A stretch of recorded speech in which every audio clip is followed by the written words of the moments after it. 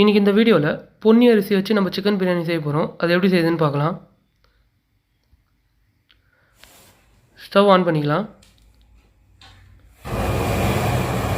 Stove on பண்ணி வச்சு நம்ம டபரா வச்சுக்கலாம்.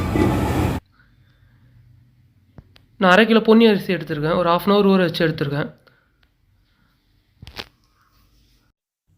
டபரா நல்லா ஹீட் ஆகிடுச்சு. நான் 100 ml சன்ஃப்ளவர் ஆயில் எடுத்திருக்கேன். எண்ணெய் நல்லா ஹீட் ஆனோடனே பட்டை, லவங்கம், ஏலக்காய் போட்டேன். அது நல்லா பொரிஞ்சோடனே வெங்காயம் கட் பண்ணி வச்சுருக்கேன். 1/2 கிலோ அரிசிக்கு நான் 1/4 கிலோ வெங்காயம் யூஸ் பண்ணியிருக்கேன்.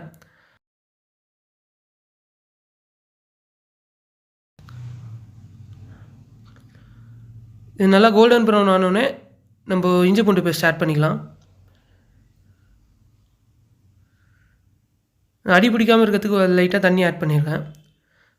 தனி மிளகாத்தூள் போட்டுக்கலாம். 1 டேபிள் ஸ்பூன் போட்டுக்கலாம். 1/2 கிலோ அரிசிக்கு 1/4 டேபிள் ஸ்பூன் கரம் மசாலா, தயிர் யூஸ் பண்ணியிருக்கேன். 50 ml யூஸ் பண்ணிக்கலாம் தயிர். நல்லா மிக்ஸ் பண்ணி விட்டுக்கலாம், அடி பிடிக்காமல் இருக்குது. கொத்தமல்லி, புதினா கட் பண்ணி வச்சுருக்கேன், அது போட்டுக்கலாம். தக்காளியும் கட் பண்ணி வச்சுருக்கேன், அதையும் போட்டுக்கலாம். 200 கிராம் தக்காளி யூஸ் பண்ணியிருக்கேன். நல்லா தொக்கு மாதிரி வர வரைக்கும் நல்லா வதக்கி விட்டுக்கலாம். நல்லா தொக்கு மாதிரி ஆயிடுச்சு. நல்லா மிக்ஸ் பண்ணி விட்டுனே இருங்க, இல்லைனா அடி பிடிச்சிரும். 1/2 கிலோ அரிசிக்கு 1.25 லிட்டர் தண்ணி எடுத்திருக்கேன். இது வந்து பொன்னி அரிசிக்கான ரேஷியோ. இது தண்ணி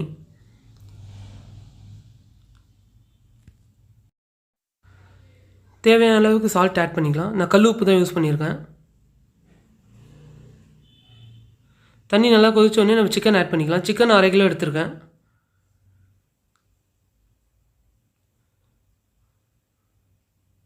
பொன்னி அரிசியும் ஊற வச்சு எடுத்துருக்குது, அதையும் ஆட் பண்ணிக்கலாம். நம்ம சிக்கன் போட்டு தண்ணி ஒரு வாட்டி கொதிச்சோடனே அந்த அரிசியை ஆட் பண்ணிக்கலாம்.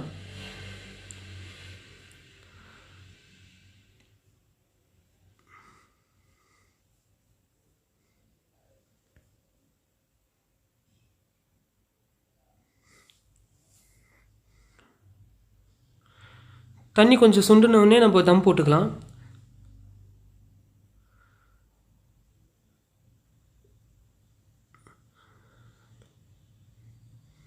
நான் தோசைக்கல் வச்சுருக்கேன்.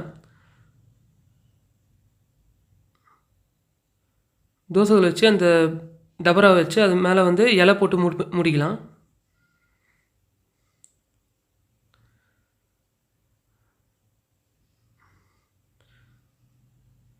இலையை வந்து அந்த அரிசி நல்லா க்ளோஸ் ஆகிற மாதிரி வச்சு மூடிங்க. அப்புறம் தட்டு போட்டு அது மேலே ஒரு வெயிட் வச்சு மூடிக்கலாம். டம்முக்கு ஒரு 20 நிமிஷம் நம்ம டம் வச்சுக்கலாம். 20 நிமிஷம் ஆயிடுச்சுன்னா ஓப்பன் பண்ணி பார்த்துக்கலாம்.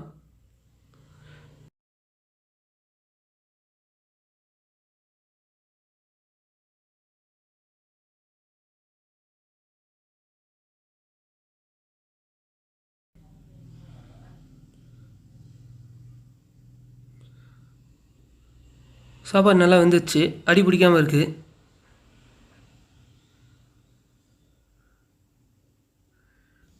தண்ணி நல்லா கொதிச்சதுக்கப்புறம் சிக்கன் ஆட் பண்ணுங்கள். அப்போ தான் சிக்கன் நல்லா சாஃப்டாக இருக்கும்.